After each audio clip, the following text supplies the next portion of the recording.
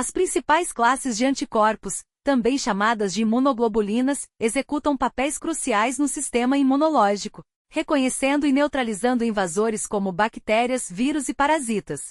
Cada classe possui uma estrutura e função distintas. Através de exames de sangue, podemos identificar a presença e a quantidade desses anticorpos. Esses testes são cruciais para diagnosticar infecções, avaliar a resposta a vacinas e monitorar doenças autoimunes. Os exames podem ser qualitativos, indicando apenas a presença ou ausência de um anticorpo específico, ou quantitativos, que medem a quantidade de anticorpos presentes. Vamos ver um pouco sobre cada uma dessas principais imunoglobulinas. Imunoglobulina G.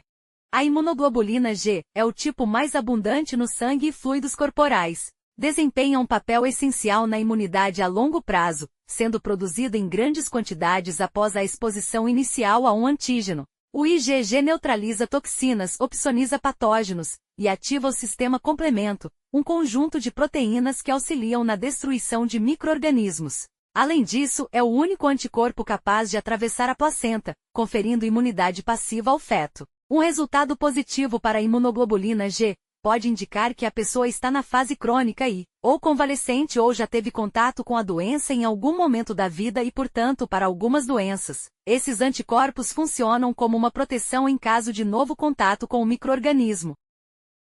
A imunoglobulina M é o primeiro anticorpo a ser produzido durante uma resposta imune inicial, infecção aguda.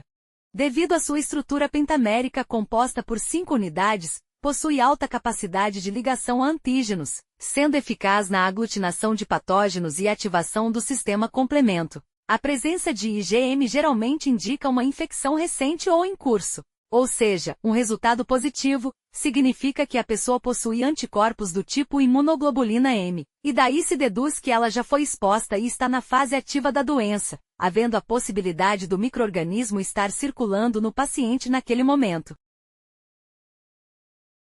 A imunoglobulina A, IgA, é encontrada em altas concentrações em secreções mucosas como saliva, lágrimas, muco nasal, trato gastrointestinal e leite materno. Atua como a primeira linha de defesa nas superfícies mucosas, neutralizando patógenos e impedindo sua adesão às células epiteliais. A IgA presente no leite materno confere proteção ao recém-nascido contra infecções gastrointestinais e respiratórias.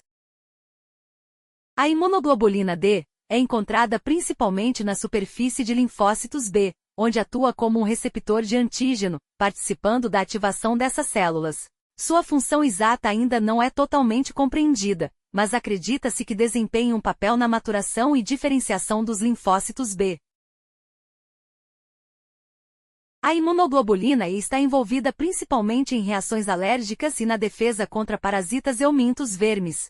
A ligação da imunoglobulina E a alérgenos desencadeia a liberação de histamina por mastócitos, o que causa os sintomas típicos de alergias como inflamação, coceira e produção de muco. Na infecção por parasitas, a IgE ativa eosinófilos, que liberam substâncias tóxicas para destruir os invasores.